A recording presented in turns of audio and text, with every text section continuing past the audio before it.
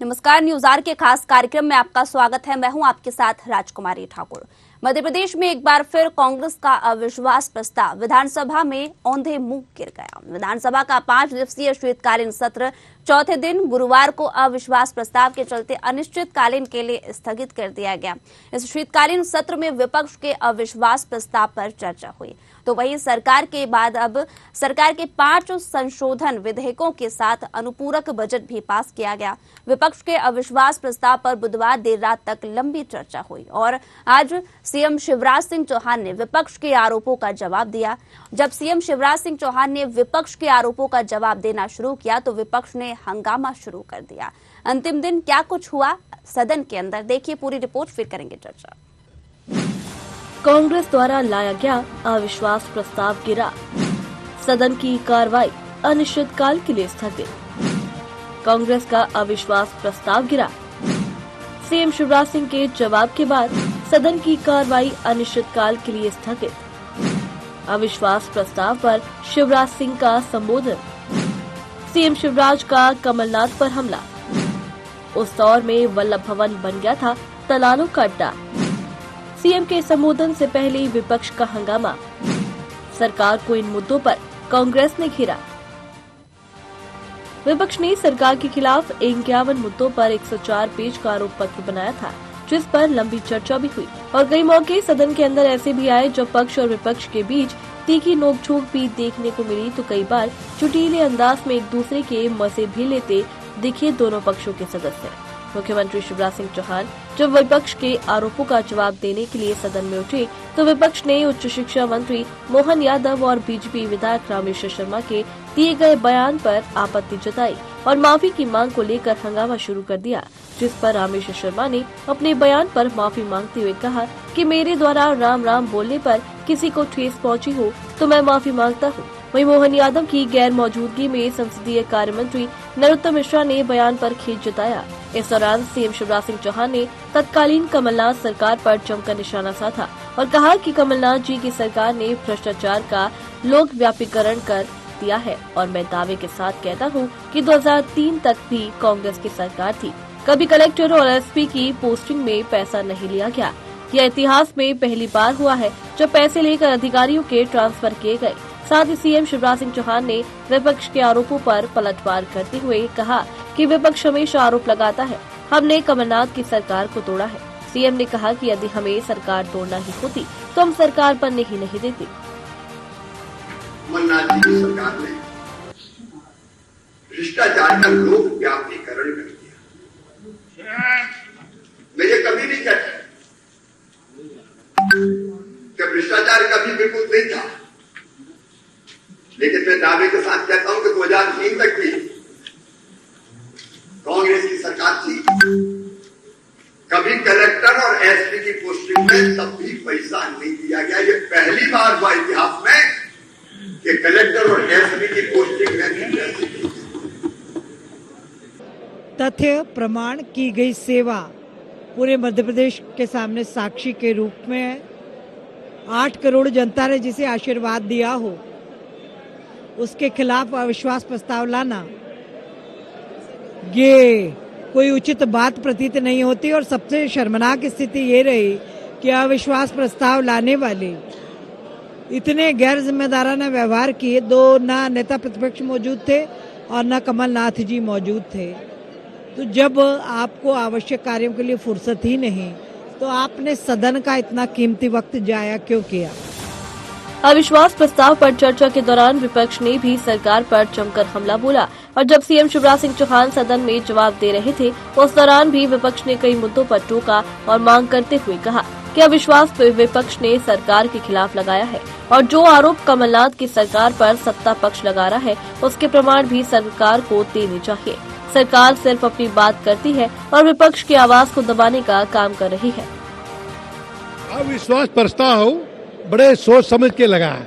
18 साल में भारतीय जनता पार्टी ने क्या किया क्या नहीं किया और उनकी कथनी करने में कितना अंतर वो सब बताया विपक्ष की तरफ से, और उसका एक एक भ्रष्टाचार का उन्होंने बिल्कुल आरोप लगाया था, पर उसकी सफाई न देते हुए कांग्रेस सरकार की बात कर रहे हो। 18 साल में जो क्या किया वो बताना था। पर वो अपना गोल मोल भाषण से मुख्यमंत्री जी दे के और नरोत्तम मिश्रा चल खड़े हो गए। जब मुख्यमंत्री के भाषण के बाद फिर वो विपक्ष को मौका देना था।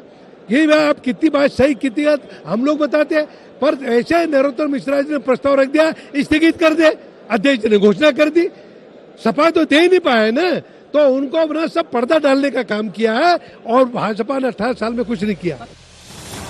सरकार के खिलाफ लाए गए अविश्वास प्रस्ताव पर चर्चा हुई और तीखी नोकझोंक भी देखने को मिली, पर विपक्ष को इसमें हासिल कुछ भी नहीं हुआ। अब सवाल उठता है कि आखिर जब विपक्ष को पहले से ही पता था कि उनके पास संख्या बल की कमी है और सरकार इस दौरान कमलनाथ सरकार के कामों पर भी सवाल खड़ा करेगी, तो फिर अविश्वास प्रस्ताव लाने की क्या जरूरत पड़ी। न्यूज आवर के लिए भोपाल से विवेक सिंह की रिपोर्ट।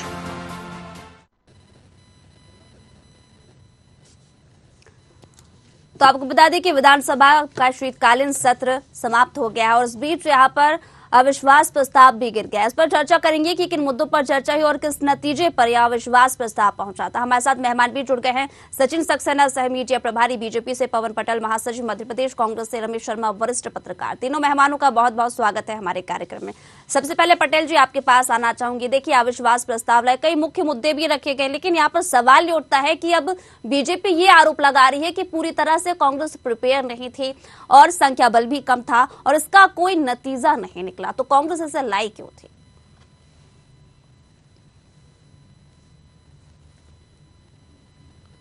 देगी हमेशा हम सवाल करेंगे, किसी के आरोप लगाने लगेंगे। ये तो शुरू में पहले हमेशा परिपाटी बीजेपी ने ला दिया है कि जो प्रश्न करे उसी से उल्टा प्रश्न कर लो, जबकि प्रश्न का जवाब हमेशा उत्तर हुआ करता था।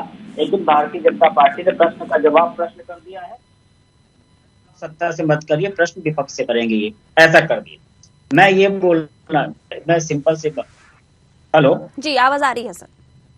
हाँ, मैं सिंपल सी बात ये बोलना चाह रहा हूँ कि शिवराज सिंह चौहान अपने भाषण में बड़े दावे के साथ कहता हूं मैं कि आज तक हमारे यहाँ एसपी कलेक्टर की पोस्टिंग में पैसे नहीं लिए गए। ये बोलने वाली बातें हैं। कोई पैसे लेगा तो क्या उसका कहीं रिकॉर्ड रखेगा? ये दावे के साथ ये नहीं बोलेंगे कि हमने महंगाई कम कर दी, ये दावे के साथ नहीं बोलेंगे कि हमने बेरोजगारी कम कर दी, ये दावे के साथ नहीं बोलेंगे कि जो विश्वास प्रस्ताव जो जितने बिंदु लाए थे उन बिंदुवार जवाब देते। इसलिए भारतीय जनता पार्टी सिर्फ प्रोपेगेंडा फैलाती है। मैं कहता हूं कि जिस तरह पहले सदन को समय मिलता था उस तरह का अभी भी मिलना चाहिए। क्या जरूरत है आपको इतना सदन का चर्च कम करने के लिए? आप सदन जैसे पहले चलते तो वैसे चलते। विपक्ष को आम जनता के मुद्दे उठाने के लिए भरपूर समय मिलता, लेकिन उसको छोटा करते करते करते और जब इन्होंने शिवराज सिंह चौहान ने अविश्वास प्रस्ताव पे जवाब दिया, उसके बाद विपक्ष से पूछना चाहिए ना। विपक्ष को टाइम ही नहीं, विपक्ष को जवाब देने का समय नहीं, ध्वनिमत से अविश्वास को खारिज करके और उसको खत्म कर दिया। ये जो तानाशाही कर रहे हैं, इनका जवाब बहुत से कांग्रेस नेताओं के मन में इस सवाल शिवराज सिंह चौहान जी ने क्या जवाब दिया? सिंचाई के पाइप की गुणवत्ता ठीक नहीं थी। ये अपने वेंटिलेटर की गुणवत्ता नहीं देखेंगे, जो पीएम केयर फंड से वेंटिलेटर दिए थे सब खराब थे। इनके मंत्री विधानसभा में मारने के वो लोकतंत्र का मंदिर है, उसमें उनको बांह चढ़ा के मारना चाहिए।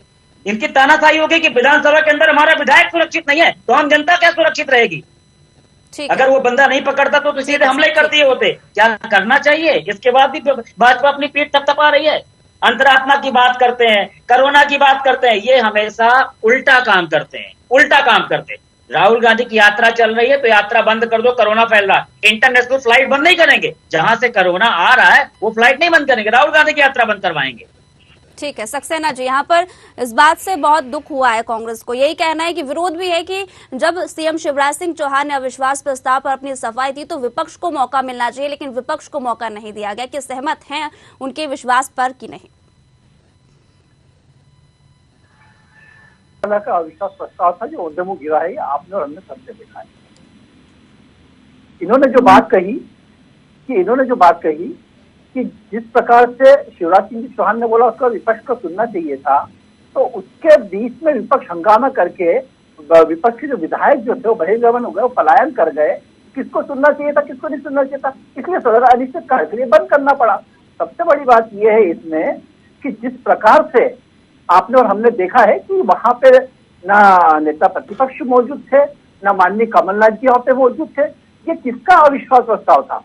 क्या कमलनाथ जी को माननीय गोविंद सिंह जी के जो अविश्वास प्रस्ताव था उसको विश्वास नहीं था जो कमलनाथ जी 2 दिन के लिए वहां नहीं गए?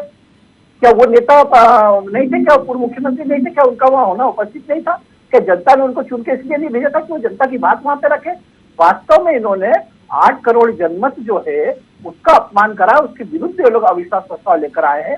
ये कांग्रेस की गुटबाजियां समझ में आती है, वो दिखती है हमें कि दिग्विजय सिंह गुट के खिलाफ कहीं ना कहीं कमलनाथ गुट था, इसलिए वो शामिल इस बहस में नहीं हो पाए। दूसरी बात जो इन्होंने कही कि नहीं, जिस प्रकार से सुनना चाहिए था तो बिल्कुल सुनने के लिए तैयार थे। बाकायदा कल रात तक भी चला है, रात तक भी एक एक चीजों को सुना गया है, आज उनका सबका जवाब दिया गया है। लेकिन कांग्रेस की स्थिति अभी फिलहाल जो है वो आपके और हमारे सामने है कि न तो वो अविश्वास प्रस्ताव को सही तरीके से सामने रख पाए और न ही वो उनके जवाब सही तरीके से सुन पाए। आप अगर अविश्वास प्रस्ताव लेकर आए तो आप वो तथ्यात्मक बिंदु तो रखिए, आप वो मुद्दे तो लेकर आइए जनता के बीच के। आप तो हवाई चीजें लेकर आए, जो सिरे से खाली जो अवरोधे वो गिरना था वो गिर गया। ठीक है, आऊंगी आपके पास पटेल जी, लेकिन शर्मा जी आपसे पहले प्रतिक्रिया लेना चाहूंगी। देखिए, अविश्वास प्रस्ताव आया, कई उम्मीदें थी, लेकिन यहाँ पर अब सवाल ये उठता है कि क्या वाकई में जो यहाँ पर कांग्रेस नेता कहते नजर आ रहे कि हमें फिर से बोलने नहीं दिया, कंक्लूजन की बात की जाए तो क्या निकल कर आया है इसमें? देखिए, मोटे तौर पर ये अविश्वास प्रस्ताव सामान्य तौर पर अन्य अविश्वास प्रस्ताव से थोड़ा अलग था जी। अविश्वास प्रस्ताव विपक्ष का एक सबसे बड़ा हथियार होता है और जब अविश्वास प्रस्ताव आता है, उसके बिंदु आते हैं तो सरकार उसका जवाब देने के लिए तैयारी करती है और उसमें कहीं ना कहीं एक जिसको कह सकते हैं हाई अलर्ट जैसी स्थिति बनती है। यद्यपि 51 बिंदुओं का 100 से अधिक पेज का अविश्वास प्रस्ताव था, लेकिन उसमें ज्यादातर बिंदु ऐसे थे जिनकी चर्चा आम सभा में कांग्रेस करती है, पत्रकारों के बीच कांग्रेस करती है और टीवी के डिबेट में भी ज्यादातर वो मुद्दे आते हैं। बहुत कम ऐसे बिंदु थे जो नए बिंदु हों और इसलिए सरकार को इसका जवाब देने में कोई परेशानी नहीं हुई। दूसरी इसमें एक आश्चर्यजनक बात ये लगी कि नेता प्रतिपक्ष ने जब रखा था कल विश्वास प्रस्ताव, 1 घंटे से ऊपर उनका जो भाषण था, ज्यादातर सत्ता पक्ष ने उसको सुना, लेकिन आज मुख्यमंत्री जब उत्तर देने खड़े हुए तो उसमें टोका टाकी बराबर चलती रही। तो उसमें लगभग हर बिंदु पर इंटरप्ट हुआ और उसका उत्तर दिया। और जब मुख्यमंत्री उत्तर दे रहे थे तब विपक्ष के आधे सदस्य सदन में नहीं थे। नेता प्रतिपक्ष और कमलनाथ जी को तो छोड़ ही दीजिए, और अनेक सदस्य उसमें नहीं थे। तो मुझे लग रहा था कि इस अधिकार का उपयोग तो विपक्ष ने किया, लेकिन इस अधिकार का उपयोग जिस आक्रामकता के साथ सरकार को परेशानी में डाल सकते थे, मैं समझता हूं ये नहीं डाल पाए। ठीक है, पटेल जी अपनी बात रखिए। हेलो जी, पटेल जी आप तक आवाज पहुंच रही है?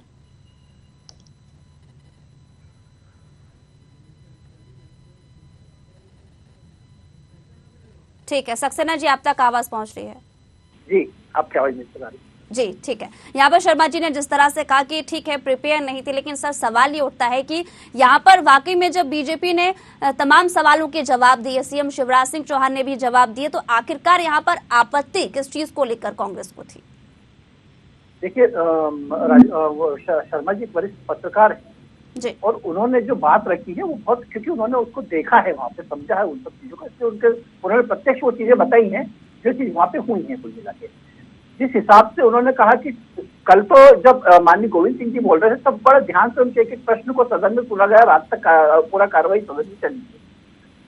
आज जब माननीय शिवराज सिंह जी जब बोलने खड़े हुए तो जो विधायक विपक्ष के थे वो टोका टोकी करने लग गए, और जो संख्या वहां पे होनी चाहिए थी, जिसके लिए व्हीप भी जारी किया गया था कांग्रेस द्वारा, विपक्ष द्वारा व्हीप जारी किया गया था, तो वो वहां पे उसकी संख्या आधी थी। कुल मिला के ये लोग जो अविश्वास प्रस्ताव लेकर आए ना, इन्होंने जिन लोगों ने इनको चुन के यहाँ तक भेजा है उनके विश्वास का मजाक उड़ाया है अविश्वास प्रस्ताव के माध्यम से, क्योंकि ये उस अविश्वास प्रस्ताव को इतनी गंभीरता से न ले रहे थे और न लेना चाह रहे थे। इनको सिर्फ अपनी एक राजनीतिक उपस्थिति दर्ज करवानी थी, जो इस अविश्वास प्रस्ताव के माध्यम से इन्होंने अपनी राजनीतिक उपस्थिति दर्ज करवाई है। तो रही बात ये कि कांग्रेस को क्या मिला क्या नहीं, तो कांग्रेस की स्थिति तो ये हो गई कि न खुदाई मिला, न विशाले सनम, न इधर के रहे न उधर के हम। जो अविश्वास प्रस्ताव आया है उसमें कांग्रेस की जो अंतर कला जो है और जो खामियां जो है वो उजागर हो गई, एक्सपोज हो गई कांग्रेस उस अविश्वास प्रस्ताव को लेकर आके। और कहीं ना कहीं जो पक्ष है सत्ता पक्ष वो और मजबूती के साथ उभर के खड़ा हुआ है और एक एक प्रश्न का जवाब इनके दिया है। अब ये संतुष्ट होते या नहीं होते, ये इनका लुकआउट है। ठीक है पटेल जी, संख्या बल भी नहीं था और मौके पर यहाँ पर नेता भी वो नेता मौजूद नहीं थे जिनकी उपस्थिति होना वाकई में बहुत महत्वपूर्ण होती है, तो क्या कहेंगे इस पर?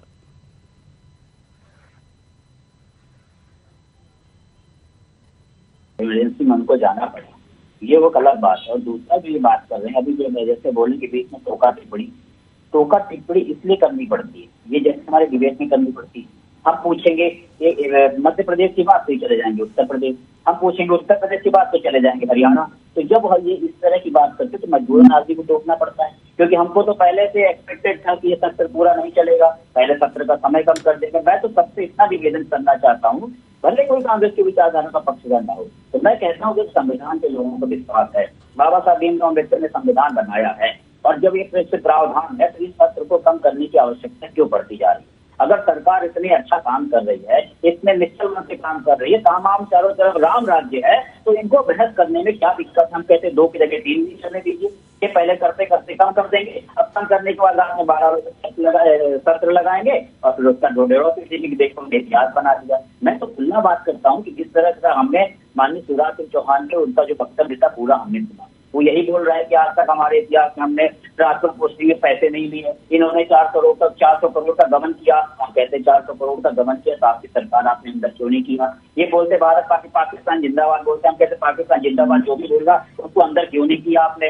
ये इस तरह की कार्रवाई नहीं करेंगे। हम कहते हैं महंगाई बेरोजगारी की ज्वलंत मुद्दे उससे बात करें, उससे बात नहीं करेंगे। हम कहते हैं अगर शिवराज सिंह चौहान जी ने अपना जवाब दे दिया तो उसका विपक्ष को टाइम देना चाहिए था। जब अभी 3-4 दिन का अपना बचा था, क्यों नहीं पूछा विपक्ष से? उन्होंने क्यों ध्वनिमत से सब अविश्वास करके और उसको खत्म कर दिया, सत्र को खत्म कर दिया? आदमी कहाँ जाए? ये इस तरह की बात करते हैं इस प्रदेश के। लेकिन सक्सेना जी तो कह रहे हैं कि कांग्रेस को पूरा मौका मिला है पटेल जी। अरे इनके बोलने से क्या होता? पूरी जनता देख रही, पूरा मौका मिला होता तो सत्र का समय कम करने की जरूरत नहीं पड़ती। ये मौका देना ही नहीं चाहते हैं। इस प्रदेश के 52 जिले में जाके चलिए, हम लेके चलते हैं, हम चलते हैं। 1 सेकंड हमारी बात खत्म कर रहा हूँ। इस 52 जिले में मैं लेके चलता हूँ, सक्सेना जी को चले। हर जिले में कम से कम 50-100 लोग बैठे हैं धरने पे, कोई सैलरी नहीं मिल रही, किसी को पेंशन नहीं मिल रहा, किसी को नियुक्ति पत्र दिया बैठा है, किसी को आधे दिन की सैलरी नहीं मिल रही। 52 जिले में मैं लेके चल सकता हूँ। अगर इतनी बड़ा राम राज्य है। ठीक है सक्सेना जी जवाब दीजिए। ठीक है खुला बहस।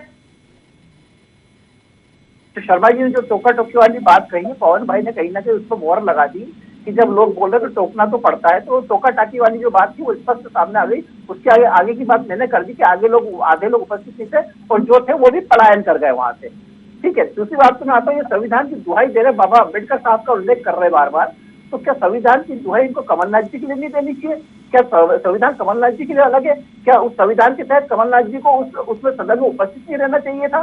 क्या सदन की कार्रवाई कमलनाथ जी छोटी मानते हैं, वो बेवकूफी मानते हैं? नहीं, अरे माननीय सुन लीजिए, क्या है, पहले भी उन्होंने पूर्व में कमलनाथ जी ने कहा है कि सदन की कार्रवाई बेवकूफी भरी होती है, मैं अपना समय नहीं खराब करना। वो व्यापारी है, निश्चित रूप से उनका समय का सदुपयोग कहीं और वो कर रहे होंगे, तो उस विषय पे नहीं जाना चाह रहा हूँ। लेकिन विषय ये आ रहा है कि जिस प्रकार का अविश्वास प्रस्ताव आपने, हमने और जनता ने देखा है, वो सिर्फ एक मजाक के अलावा और कुछ नहीं था।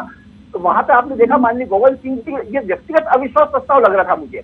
जिस प्रकार गोविंद सिंह जी ने बात करी नल और टोटी की, और मुझे समकक्ष नहीं। अरे पवन भाई आपकी बारी है तो आप बोल लीजिएगा। जो बात उन्होंने करी नल और टोटी की, वो बात कर रहे थे, मुझे ढंग से कमरा नहीं दिया गया, ये बात कर रहे थे। अरे ये अविश्वास प्रस्ताव जनता के लिए था या आपका व्यक्तिगत अविश्वास प्रस्ताव था? आप अपने मुद्दे डिस्कस कर रहे थे वहाँ पे, जनता के मुद्दे डिस्कस करने के लिए आप वहाँ पे गए थे। अरे भाई बात खत्म होने दीजिए, फिर आप बोल लीजिएगा, आपका समय आएगा जब। कुल मिला की ये स्थिति है कि कांग्रेस का जो अविश्वास प्रस्ताव था वो पूरी 8 करोड़ जनता के सामने एक मजाक का विषय बना है। कांग्रेस ने कहीं ना कहीं जो जनमत कांग्रेस को मिला है, जो विधायक इतने चुन के उनके आए हैं, उन विधायकों को भी एक जिस प्रकार से उनका एक पक्ष जनता को उनका रखना चाहिए था, वो पक्ष भी वो ढंग से नहीं रख पाए हैं। वहां पे भी कहीं ना कहीं उन्होंने जनमत का अपना उल्लंघन किया है, उस जनमत का अपमान किया है। ये इससे लचर, इससे निराधार और इससे कमजोर अविश्वास प्रस्ताव देखने को कभी नहीं मिला। शर्मा जी, क्या वाकई में यहाँ पर जनता के मुद्दों को ना उठाकर राजनीतिक मुद्दों को उठाया गया? देखिए, मोटे तौर पर जो राजनीति जो लोग करते हैं उसमें तीनों पक्ष के बिंदु अलग अलग हुआ करते थे किसी समय। कि पत्रकार मीडिया से जब बात कर रहे हैं, पत्रकारों से जब बात करते थे तो बिंदु अलग होते थे, जी। आम सभा के बिंदु अलग होते थे और विधानसभा के बिंदु अलग होते थे। लेकिन चूंकि वो मुद्दे महत्वपूर्ण हो सकते हैं, लेकिन उन मुद्दों पर लगातार चर्चा हो रही है 2 साल से 3 साल से। वो जो महंगाई का मुद्दा है, बेरोजगारी का मुद्दा है, किसानों का मुद्दा है, तो वो वही के वही मुद्दे, जिन मुद्दों पर चर्चा डिबेट में भी होती है, आम सभा में भी होती है और राजनीतिक आरोप प्रत्यारोप में भी होती है, और सदन के पिछली जो बैठकें हुई हैं उनमें भी वो मुद्दे आ चुके, लगभग वही आई थी। एक और बात मैं बताता हूं कि सदन की बैठक का निर्धारण कार्य मंत्रणा समिति की बैठक में होता है। कार्य मंत्रणा समिति में सत्ता पक्ष के लोग भी होते हैं और विपक्ष के लोग भी होते हैं। तो सत्र की अवधि जो निर्धारित की जाती है वो कार्य को देख करके उसमें निर्धारित की जाती है। तो मैं समझता हूं अब चूंकि इस सत्र के लिए 4 विधेयक और अनुपूरक बजट, चूंकि मैं था सदन में मौजूद, तो विधेयकों पर विपक्ष ने चर्चा की मांग नहीं की, तो वो समय बचा जी। अनुपूरक बजट भी बिना चर्चा के ध्वनि मत से पारित हुआ। अविश्वास प्रस्ताव के लिए जो कल निर्धारित समय था वो लगभग 4 घंटे अविश्वास प्रस्ताव के लिए निर्धारित था, जिसमें दुगने से भी ज्यादा समय, चूंकि उन्होंने कहा कि अगर बैठना है तो फिर देर रात तक बैठना होगा, लंच भी कल का जो मध्यावकाश होता है भोजन का वो भी स्थगित किया गया, तो दुगने से भी अधिक समय पर उसकी चर्चा हुई। एक जो परंपरा है, यद्यपि नियम नहीं है लेकिन परंपरा है कि अविश्वास प्रस्ताव पर जब शासन का उत्तर आता है और उसमें अगर विपक्ष को कुछ सप्लीमेंट्री करना होता है, प्रस्तुत करता है प्रस्ताव को, जैसे नेता प्रतिपक्ष ने प्रस्तुत किया, तो आमतौर पर वही उसमें सप्लीमेंट्री करता है। ये सदन की परंपरा रहती है। तो मुख्यमंत्री जब जवाब दे रहे थे और उन्होंने जवाब पूरा किया, तो नेता प्रतिपक्ष सदन में थे नहीं, तो कौन सप्लीमेंट्री करता। यद्यपि कुछ और विपक्षी सदस्यों ने उठ करके कुछ कहने की कोशिश की, लेकिन फिर उसको ध्वनि मत से उन्होंने, तो कुल मिलाकर के इन परंपरा का पालन भी करना चाहिए था। सदन की गरिमा और मर्यादा के अनुरूप, जो कि उन्हीं के पूर्वजों ने बनाई हुई परंपराएं हैं, उनका पालन करना चाहिए था। तो लेकिन कुल मिलाकर एक और बात इस अविश्वास प्रस्ताव में सामने आई कि विपक्ष ने जिस तरीके से आरोप लगाए, सत्ता पक्ष ने अपने उनका उत्तर तो दिया लेकिन उनका काउंटर भी किया। और लेकिन एक अविश्वास प्रस्ताव की एक उपलब्धि ये जरूर मान सकता हूं कि क्योंकि किसान ऋण मुक्ति को लेकर के भाजपा हमेशा कांग्रेस को घेरती है, वो घेरा भी, इस अविश्वास प्रस्ताव में भी घेरा, लेकिन मुख्यमंत्री ने अपने उत्तर में ये कहा कि 7,000 करोड़ के आपने वो मुक्ति की, तो भले ही उसको पार्ट के रूप में ये उन्होंने उसको स्वीकार किया। मैं समझता हूं ये कांग्रेस के लिए उपलब्धि हो सकती है। ठीक है, पटेल जी जवाब दीजिए। देखिए अभी मैं सदन की गरिमा, हम कहते हैं सदन की गरिमा में क्या भारतीय जनता पार्टी के लोगों को हाथ उठाना चाहिए, हाथ उठाने के मतलब मारामारी की कार्रवाई करने की क्या सदन की गरिमा वहां पे गड़बड़ नहीं हुई है, गदन की गरिमा वहां खराब नहीं है, गदन की गरिमा कल कितनी हो रही, ये बात। दूसरा जो बोल रहे हैं मुद्दों पे चर्चा, अभी जो वरिष्ठ पत्रकार जी बोल रहे थे मुद्दों पे चर्चा, आज ज्वलंत मुद्दे हैं बेरोजगारी, आज ज्वलंत मुद्दे महंगाई, लेकिन उसको हम डिबेट में भी उठाते हैं, हम जनता भी उठाते हैं, लोग धरने पे भी बैठे हैं, लेकिन जब उसमें बार बार उसका निराकरण नहीं हो रहा, लोग मर रहे हैं, बेरोजगार आत्महत्या कर रहे हैं, किसानों को खाद नहीं मिल रही, किसान आत्महत्या करने के लिए बहुत विवश है, यही सरकार ने किसानों की आय दुगनी करने की बात की थी, तो हम क्या करें, विधानसभा में नए मुद्दे ढूंढ के लाए, इन मुद्दों को न उठाएं कि हम विपक्ष में हमारी रिस्पॉन्सिबिलिटी है कि जब तक आम जनता को न्याय मिले तब तक हम उठाएंगे। आजकल तो विधानसभा में उठा लो, राज्यसभा में उठा लो, लोग कोई सुनने वाला नहीं है। अगर इनके उसमें इतना तो बताइए, जितने लोग धरने पे बैठे हैं, अभी आउटसोर्स से उसको 3 महीने से सैलरी नहीं मिली, तमाम जो परिवार पालता है कैसे 3 महीने की सैलरी के बिना कैसे उसका काम चल रहा होगा, ये सोचने वाला कोई नहीं है। हद है, तमाशा मत यार, हम कहते हैं चलो नेता प्रतिपक्ष नहीं थे, तो जब 52 पॉइंट थे, 52 पॉइंट का जवाब देना चाहिए ना, और उसके ध्वनि मत से आप अविश्वास कर दो और उसका खत्म कर दो। ऐसी तमाशी, जब इतना राम रास्ता, इतना आपके ऊपर कॉन्फिडेंस था तो खुला बोलते, और कुछ बोलना है तो बोलो। ठीक है, सक्सेना जी। देखिए, अगर ये अविश्वास प्रस्ताव के जो मुद्दे हैं उनको लेकर अगर गंभीर होते हैं तो मैं पुनः इस बात को कहूंगा कि अगर वाकई ये लोग गंभीर होते तो इनको चर्चा में रुकना चाहिए था। जो माननीय मुख्यमंत्री जी ने 2 घंटे का अपना उद्बोधन दिया है, जो 2 घंटे उन्होंने अपने उत्तर दिए हैं, उस 2 घंटे के बाद में इनको बहिर्गमन न करते हुए, पलायन न करते हुए रुकना चाहिए था और उस पर डिस्कस करना चाहिए था। लेकिन ये हंगामा करते आपने खत्म कर दिया, आप देखिए वीडियो, आपने खत्म कर दिया। भाई सुन लीजिए पवन भाई, सुन लीजिए, अभी आपने खुद ने स्वीकार कर लिया कि रोक टोक हुई थी, टोक टाक हुई थी और वहाँ पे हंगामा हो, तो आपने स्वीकार कर लिया, इसलिए अपन उस विषय पर बात नहीं करें। रही बात ये आप अभी आपने स्वीकार करा ना कि हाँ रोक टोक हुई और रोकना टोकना जरूरी है, तो रोकना टोकना जरूरी मतलब हंगामा आप लोगों ने करा, सीधी बात है।